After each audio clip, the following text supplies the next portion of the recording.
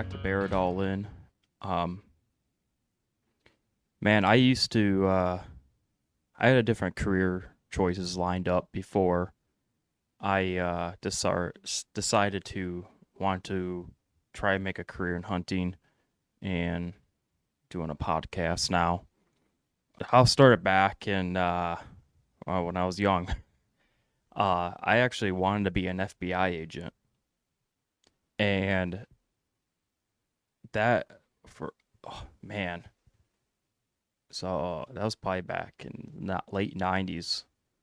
So I've always thought from the age of 4 or 5 years old that I would want to become a FBI agent, and that lasted all the way to um, 2004.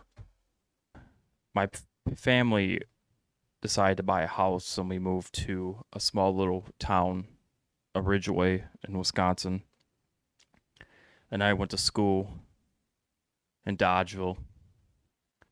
And as I moved here, in between moving here, I had a transition of wanting to be an FBI agent to wanting to rap. And I was always writing down rhymes in a piece of paper or notebook that I carried around, but not really knowing that I wanted to be a rapper. It was just something that I enjoyed, and I always listened to Will Smith, Eminem, 50 Cent, um, Tupac, not knowing what I was gonna end up wanting to do. As soon as we moved to the Dodge School District, the town that we lived in, um, I remember I got jumped.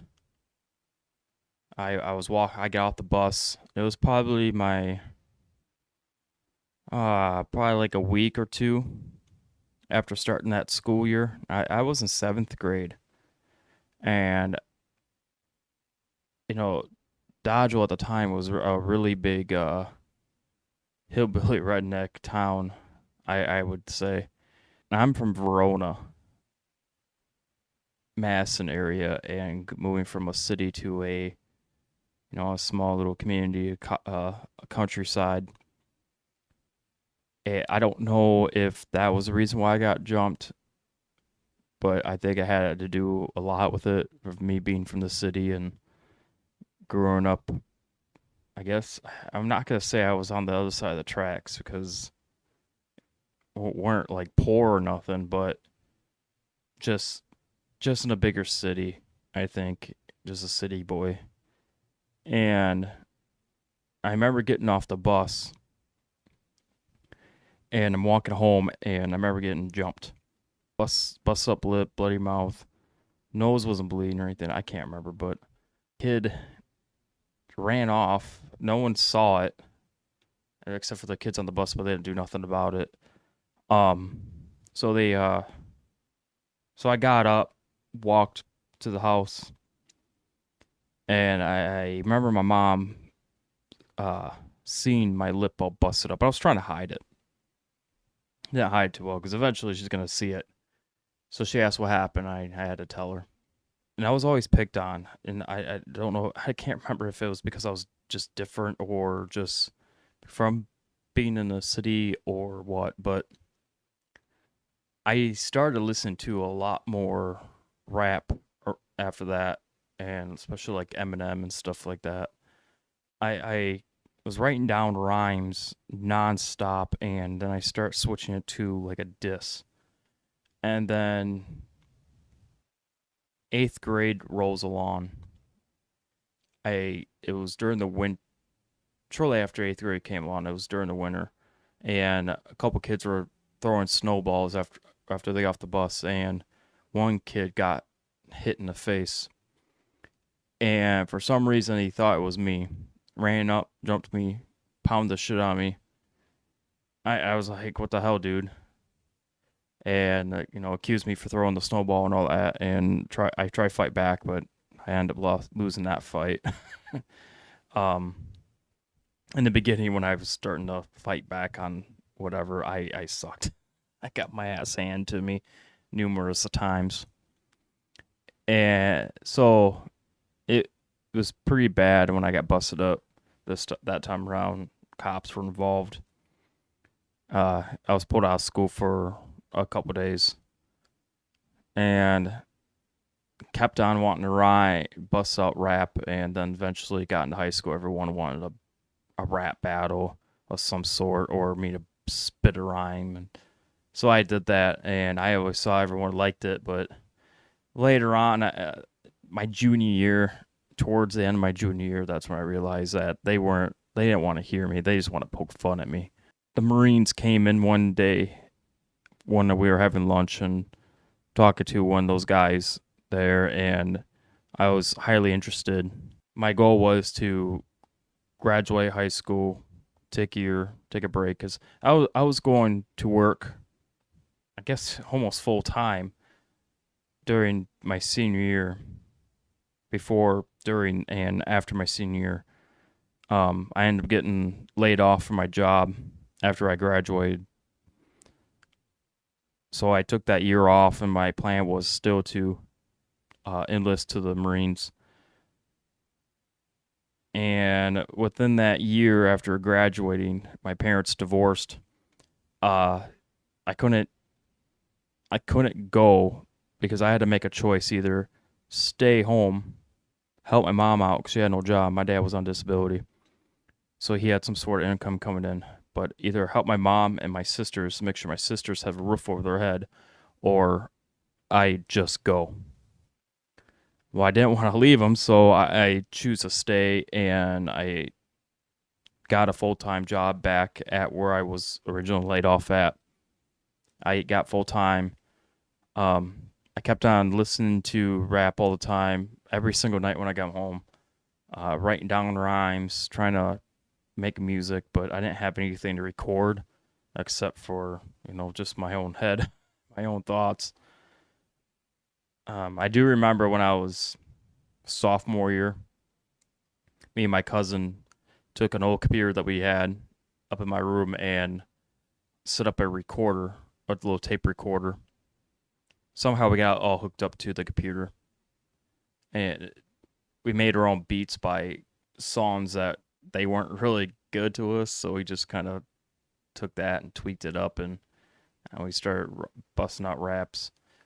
I started gradually getting better and better hanging out with him, and he was giving me ideas and how I should sound on certain songs and stuff like that.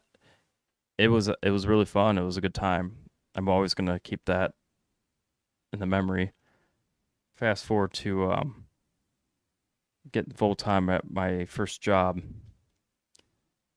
I eventually had to switch shifts, so the writing down music was getting less and less. So I went from second shift to a third shift. Basically, I needed to get some sleep the moment I got home. So I couldn't write music at all, whatsoever.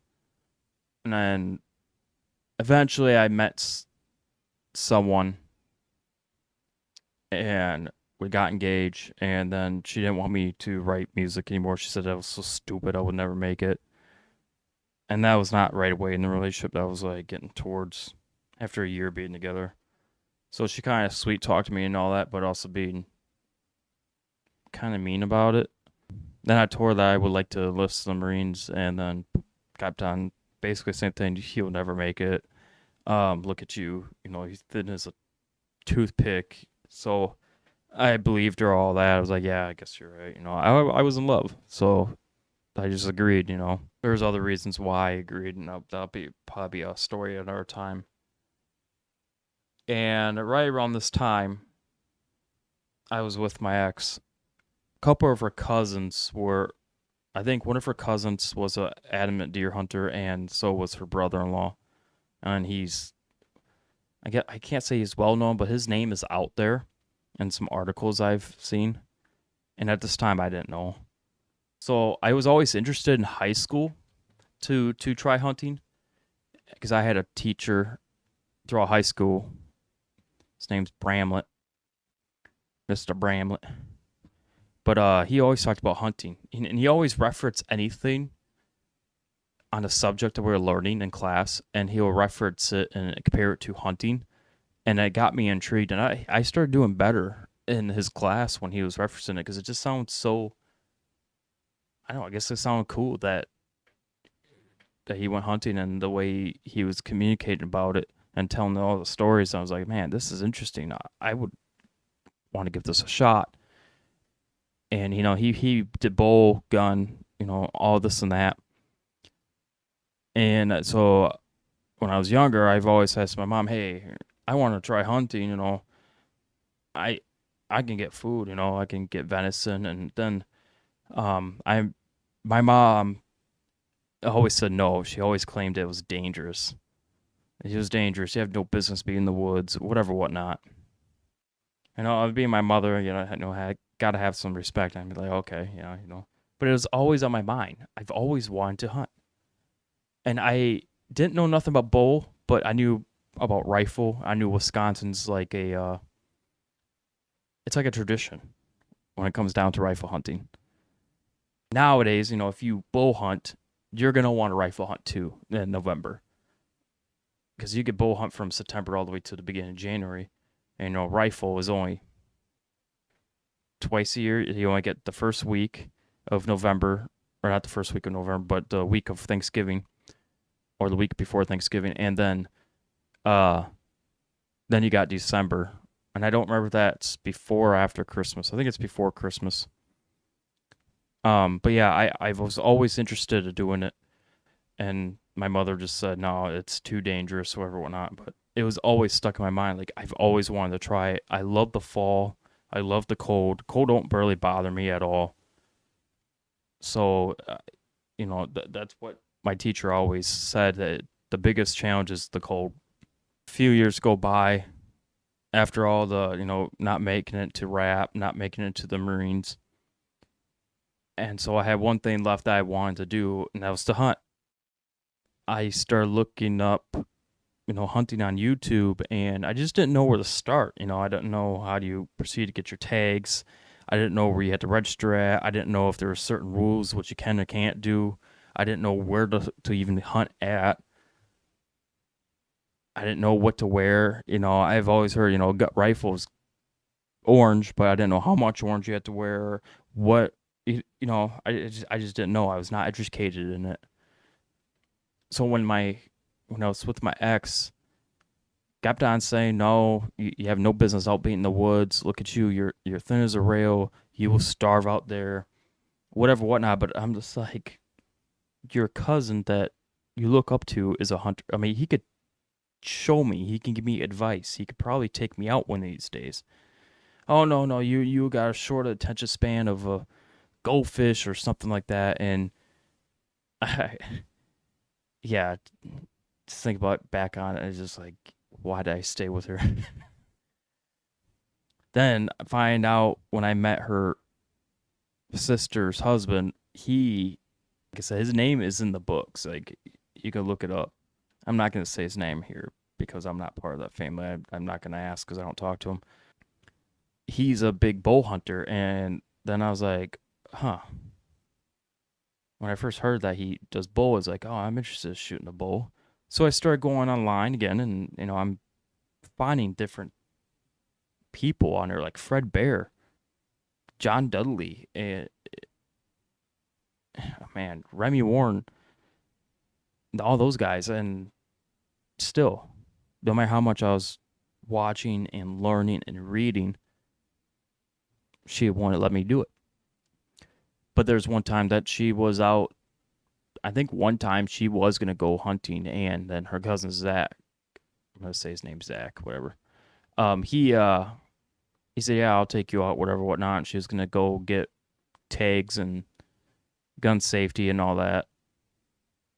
But yeah, she was ready to go, and here I'm like, why can I go? And when I asked that, she said, well, you're dumb. You don't know nothing. You don't pay attention. And it's like, well, I'm a pretty quick learner. That's any job I ever had. I was pretty quick at learning, and I do bust my ass. So I'm like, what the hell?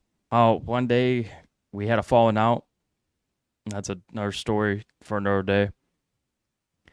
Um, I wound up moving in with my mom and her boyfriend that she was with because her and my stepdad divorced.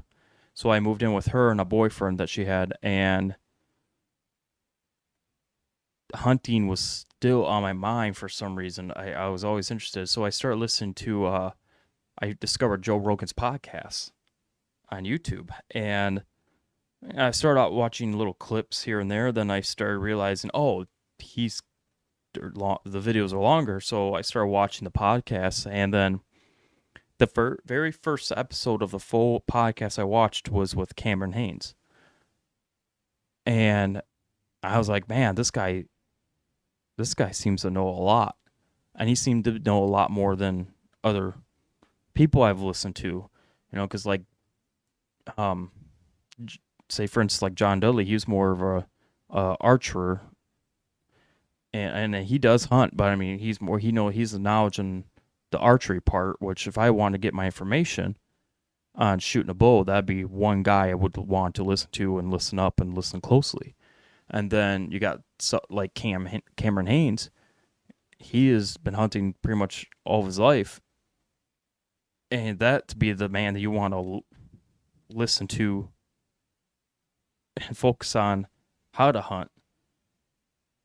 And so after I was watching that episode of Cameron Hanes, I had to pause it, and I went to because they said he was on Instagram, so I went straight to Instagram and I started following him, and I just kept on watching watching some videos he had about himself and what he was doing, and I was like, oh man, you can make a career out of this. And so I remember stopped and went back to watching the episode, and I was like all in. And then I started going back to the Instagram again. I started scrolling through all the videos he had, and he works out, he hunts, he keeps healthy, and I was like, this is something that you got to do. So I started working out the best I can, and I was having a really bad sciatic nerve issues. So even though hunting was on my mind, but I know my mind was ready to do it, but my body's like, nah, bitch, you can't move. And there's days I could not move off the couch. So fast forward,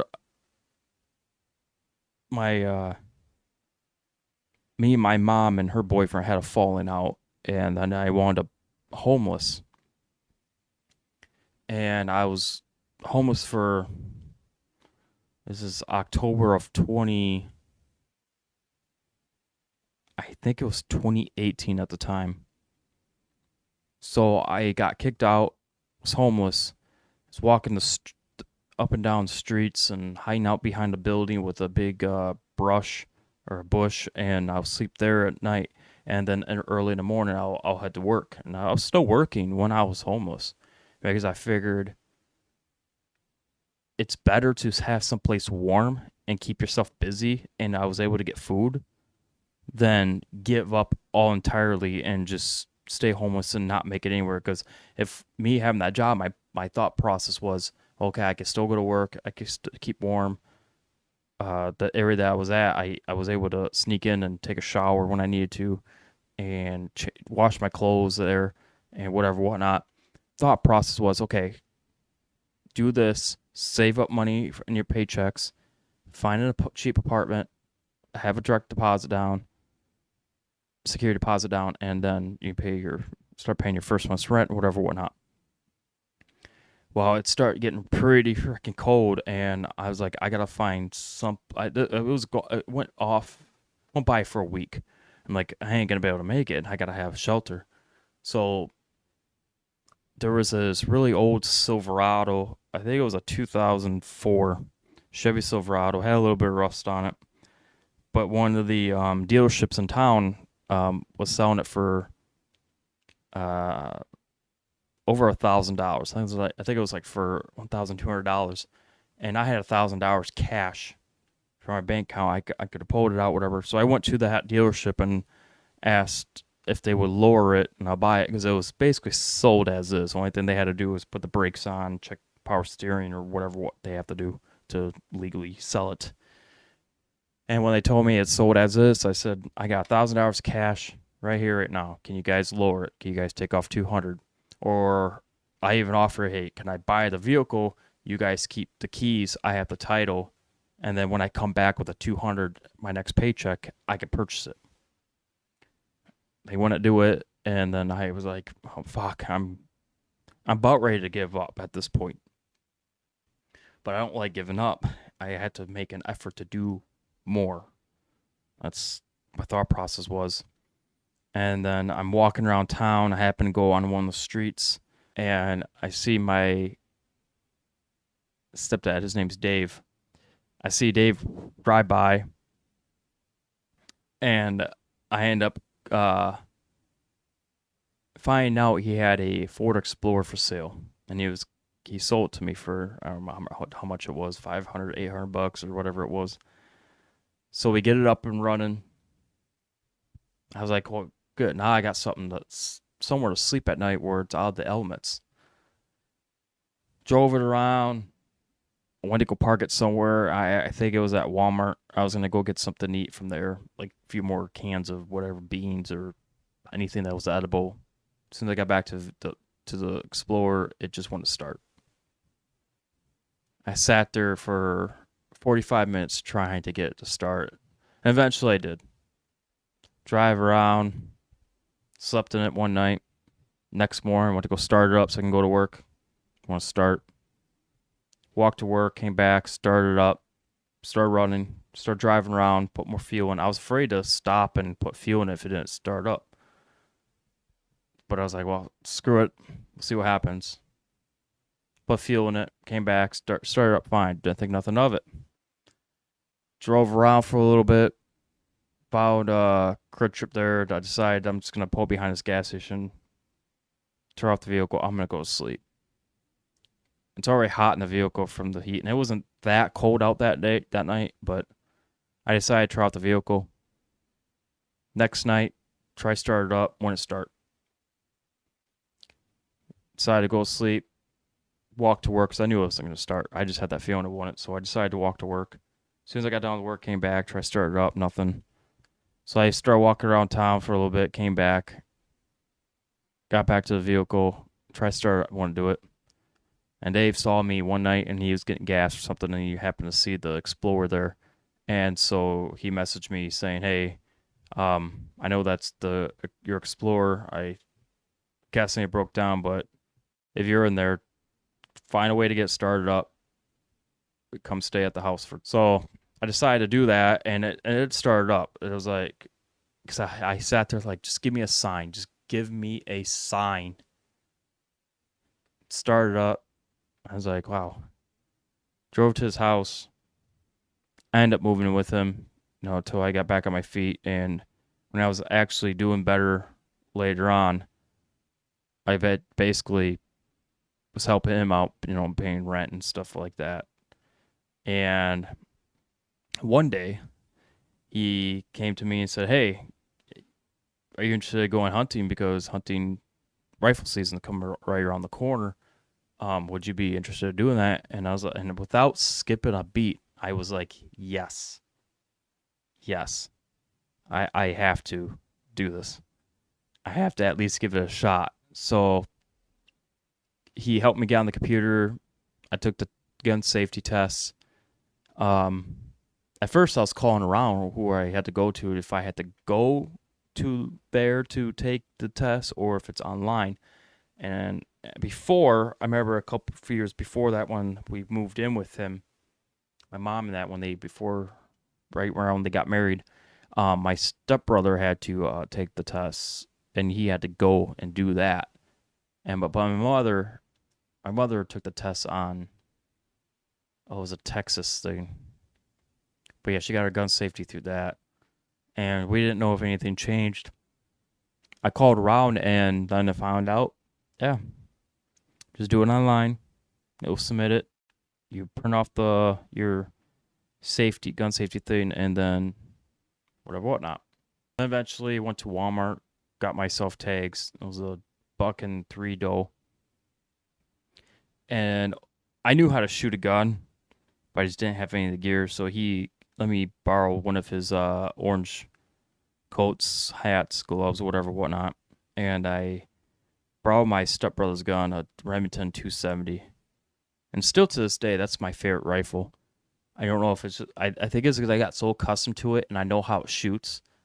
And now I shoot 30-06 Remington, and I love the gun. It's basically the same thing, just a little longer, more. I, in my opinion, I think the 270 had more of a recoil than the 30-06. And it didn't know. I don't remember when it was. I don't remember if it was before or after World War One or World War Two that the army, the military used 30-06s. So I went out hunting finally, and man, we crossed the fence line to get into the woods. It was public land. Got through, and right away I think we had my little brother there too. We sat there, decide what we were gonna do, where we're gonna walk. So Dave was like, "You go this way, I'll go this way." And as he said that, just a herd of deer coming through ran right from the bottom of the woods all the way to the area we're at, to go into the other side of the fence line and to the other side across the road and to the other side of the fence line there. So Dave ran, took a couple shots, missed, but I think the second one he was aiming at, I am positive he hit that damn thing. We went over to check for blood. We didn't see anything. But I know for a fact he hit that thing because the way it acted, like it got hit. Maybe even got grazed. I don't know. So we wait a while, and then he was going to turn around and go back the way he wanted to go. And as he did that, freaking doe ran right past us. He chased after it, took an aim. I don't remember if he took a shot or not, but it crossed another fence line into someone else's property. So we couldn't do much about that. We're just hoping that it didn't see us and scared it off, and so it can come back around. I went to the area that I was at. He went to the area he wanted to be at, and 45 minutes later, a buck was coming up on the backside behind me. Went to go aim, but it cut, and it went to a bunch of brushes. And on the other side of that, I believe there was a couple hunters up in that area. And next thing I know, I hear a shot go off. So I'd never see him drag it out, but it doesn't mean they went to on the other side of the area to drag it. But I did walk that way after a couple hours walking around. I did see some guts laying on the ground, so I'm gonna imagine that was the buck they must have got. Throughout the rest of the day, we didn't see nothing, and we went home. Woke up early the next morning. Again, we went back out. He went back to the area he was at. I went to the area that I was at the day before. Saw action again right away. But we were thinking that the amount of deer that we kept on seeing from a distance was because of a cornfield. A farmer was cutting down corn they couldn't get weeks prior because of all the rain that we had during the summer, or during the late fall, or during the early fall there. I aimed at one. I couldn't get a shot off of a buck and a doe that was walking through. It was only 75 yards, maybe 100 yards away, but I just couldn't get a clear shot. And I didn't feel comfortable shooting from that distance. And there was a bunch of crap in the way. A lot of brush line. Yeah, so I was hoping that they will come back around. I stayed still. I waited, and eventually nothing came back. It's getting pretty late. Decide, okay, well, I'm getting like irritable and bored. And I thought I was going to quit that too. And I was like, God damn, there's nothing, just nothing. I don't know if I'm just not doing something right, or because, all the videos I've seen, like Cameron Hanes or John Dudley, they're moving around. And as I'm thinking about it, like, well, they're hunting elk. These are deer. I mean, there's a slight difference, but there isn't. You scare an animal, they run. I would think that a elk is a little easier to hunt, as they don't. I think they're. I don't know how good their hearing is. Third day rolls around. I was like, man, if I don't get nothing today, I think I'm done. I know I'm, whatever. In the night before, I was watching a bunch of videos on. Oh man, who was it? Michael Lindell. When Lindell, wearing his hat, I should know. But I was watching some YouTube videos of him rifle hunting, and he's calm as he could be. He's making jokes, whatever. But I didn't have no one next to me to make jokes and laugh and all that. So I just had my thought, and that day, I started. Something was happening where I was just thinking about stuff, and it wasn't nothing about hunting. It was nothing about my financial issues. It was just thinking. Like, I think after I'm done hunting, I think I'm gonna start doing this. I'm gonna be nicer. I'm gonna work out more. I was thinking about stuff to better myself. And that was going on all day. And later on that night, it was like an hour before it was going to get dark. I was like, well, I'm starting to get a little cold. And I wasn't like cold. I wasn't warm. I wasn't irritable. It was just, then I was just going to call it a night. And I think I'm done for the season. And I was going to walk back to the truck, and I was going to, basically wait for Dave to get back there to his truck. So I was like, okay, well, I'd take one step. And something caught my eye from the front, from 75 yards away, maybe 80. I'm looking at it, I'm like, what is that? So I raised up my rifle, looked through the scope. It's a big ass buck. And I was like, oh shit. I double looked again. It stopped. Kind of looked its head up, looked around, just kept on walking. Just minding its own business. And as I picked up that rifle, I was aiming right at it, and the only thing I was thinking in my mind is, don't let this animal suffer. I take the shot. I can see it through the scope. Normally when you do take a shot, whatever, you don't see it go down. It just bang down. If you get it, it's down. You don't see it happen. I saw the whole thing. Took the fire, boom. I see it drop. My ears are ringing from the gun, from the sound. My heart is pounding. I see it down. I'm like, oh crap. As I'm walking slowly to it, just let it just die peacefully. Everything around me froze. Like, time stood still. And as I got up to that buck, and that's the buck right up here, little 10-pointer, big 10-pointer. I walked up to that buck. It was gone. I waited. I didn't want to touch it because I didn't know if it was still alive. I didn't know if it would just get up and attack me. Kind of remind me of shit, I forgot what movie that was, but it was like a rabbit. This knight was going into the cave, and the rabbit attacked the guy. I didn't want that to happen to me with a buck. But I went up to it. It was gone. I started petting it. I said, I'm sorry. It's okay. You can let go. Stepdad comes up and he goes, I was wondering if that was you because I heard the fire and we're up there congratulating me. And as I'm keeping calm too. And I'm like, oh, I want to dance. This is sad, but this is joy. Just see tears of joy, And we're counting the points on there, and he said, oh, this is a 10-pointer. And I asked if that was good or not, and he said, yeah, it's pretty decent. He took a picture of me.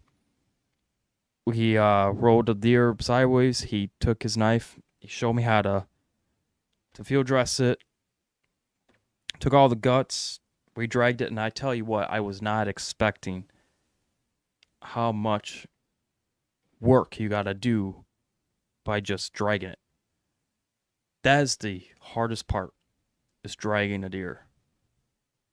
And I tell you what, that was a workout when we got to the back to the truck. I was fatigued, drank a bunch of water, but it was rewarding, especially when you eat venison and all the hard work you did, that you killed it, you dressed it, you dragged it, you prepared it. It is rewarding, and the meat just tastes different compared to, you get it from someone and you don't hunt, but you get it from a hunter and you eat it.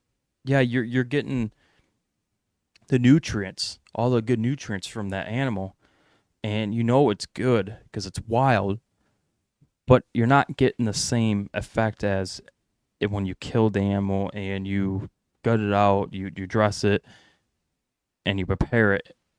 That is different. And I tell you what, that was the hardest work I ever had to do. And I am very thankful for it. And after that moment, after that night, I'm like, this is what I want to do for the rest of my life. This is what I want to go for. I want to make a career out of this. And I'm still trying to make a career. Now I want to make a documentary and have someone follow me around when I hunt. So I'm hoping one of these days that will happen.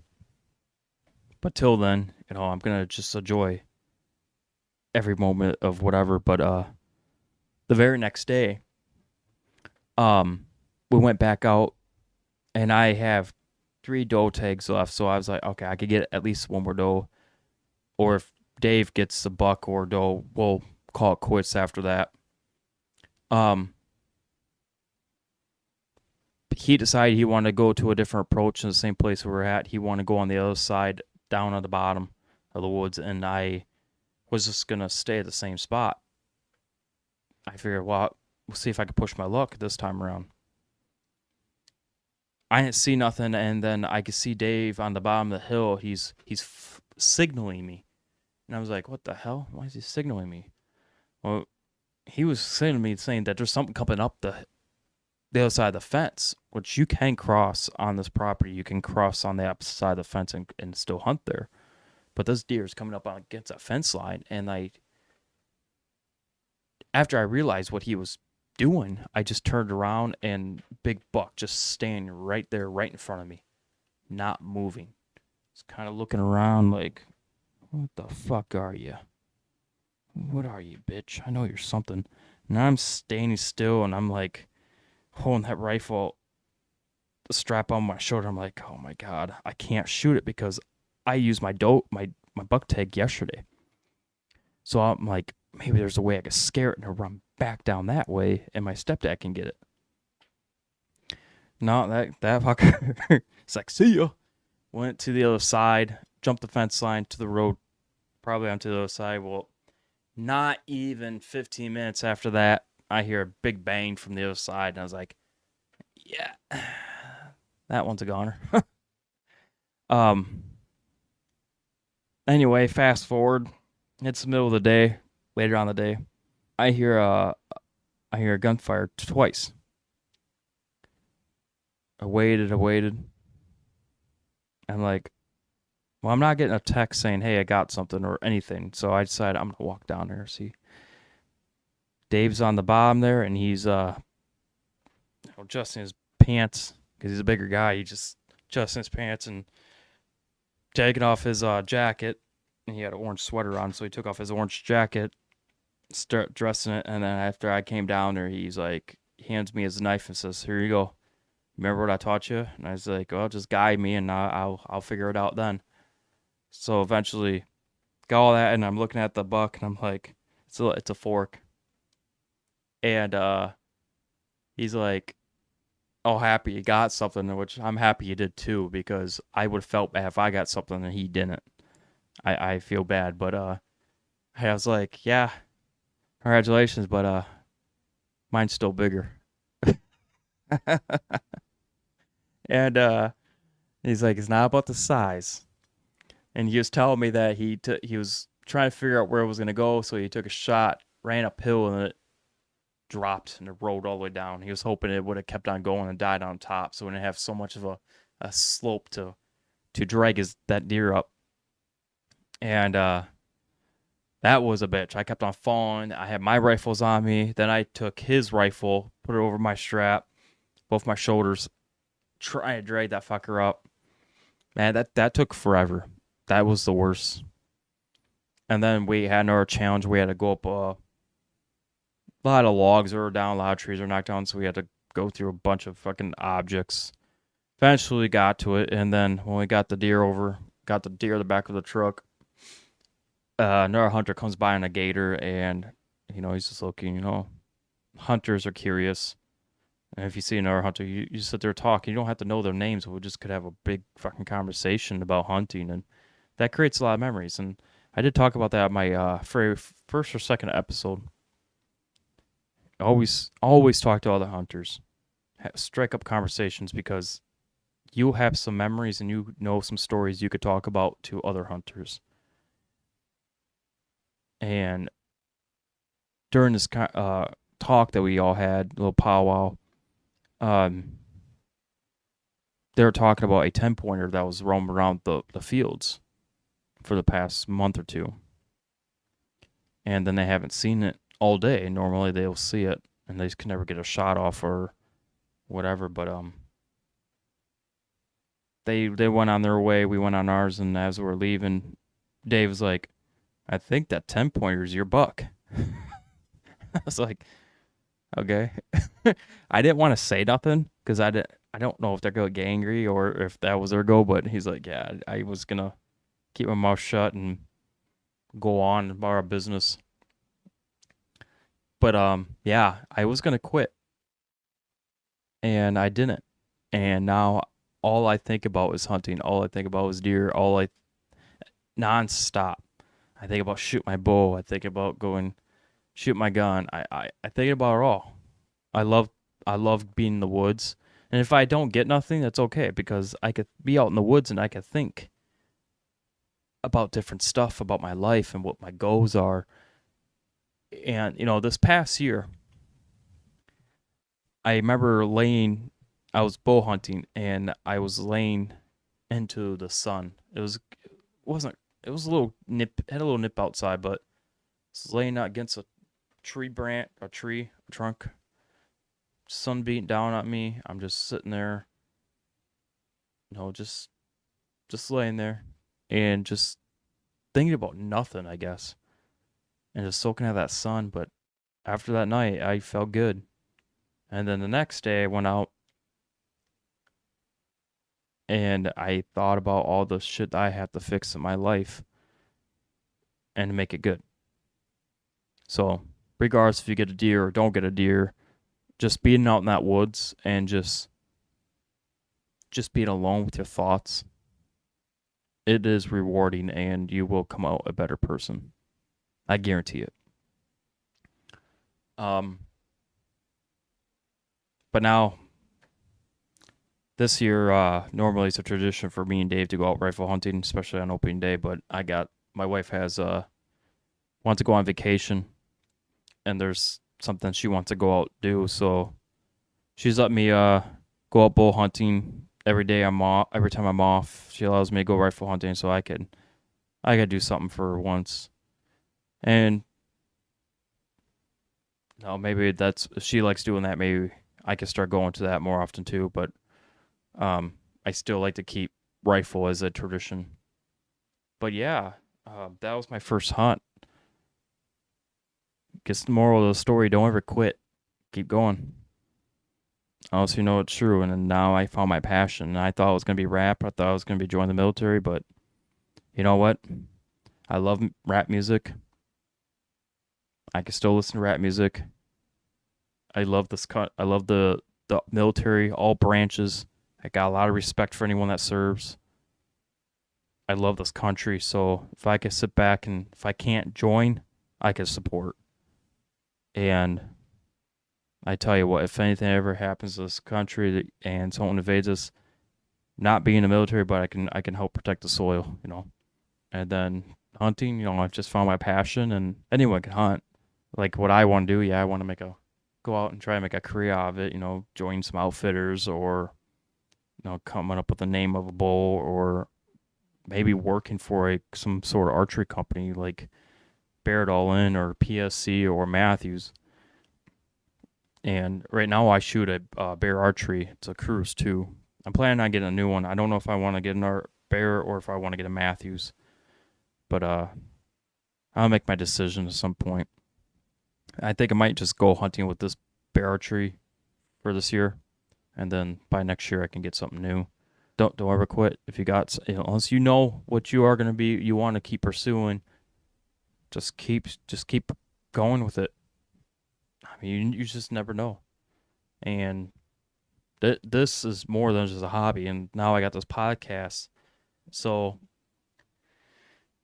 if I can't make it big in hunting world, I can talk about my hunting experiences, and I could talk about anything on this podcast. So that's a plus. So I got something. And I've always wanted to start a podcast too, and that was another thing with when I was with my ex and watching Joe Rogan and all that crap that went on in my life there for that short time. I've always wanted to try to do this too.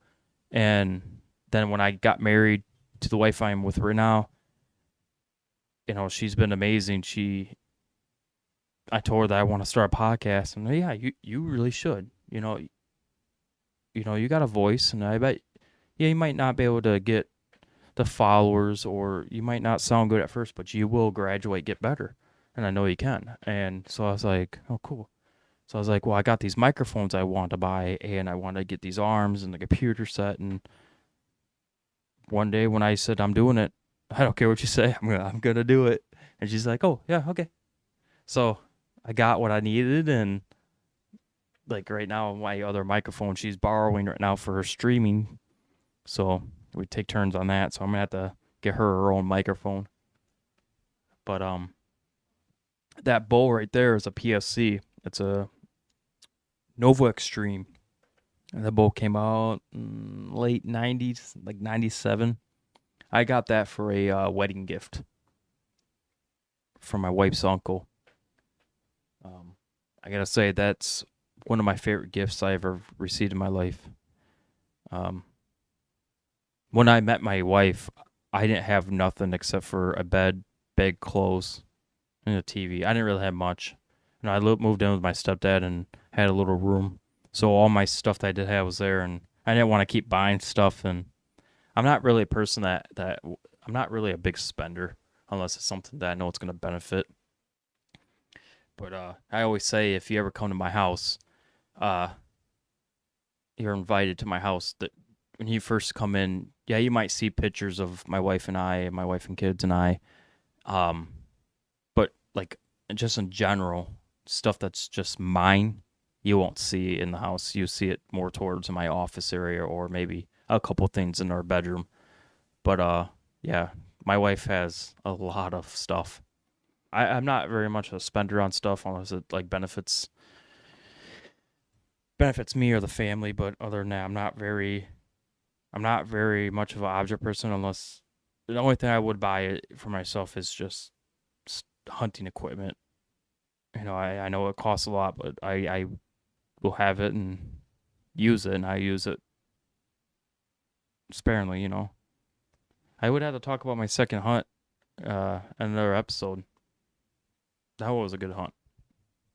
And that one was another rifle hunt too. I didn't start getting to bow hunting for 2 years ago now. This will be my third year coming up. And that's going to be next month. So I going to have to figure out when those tags come out, and I'm going to be ready. So anyway, thanks for listening. If you can like, subscribe, and share, that would be grateful. If you don't, I don't give a fuck. But you should. You don't have to. Please. I like the followers. If you want to send me flowers too, that'd be great too. I can't tell you they're going to last, but thought that counts, right? But anyway, see you all later. Thanks for tuning in, and have a good one. See ya.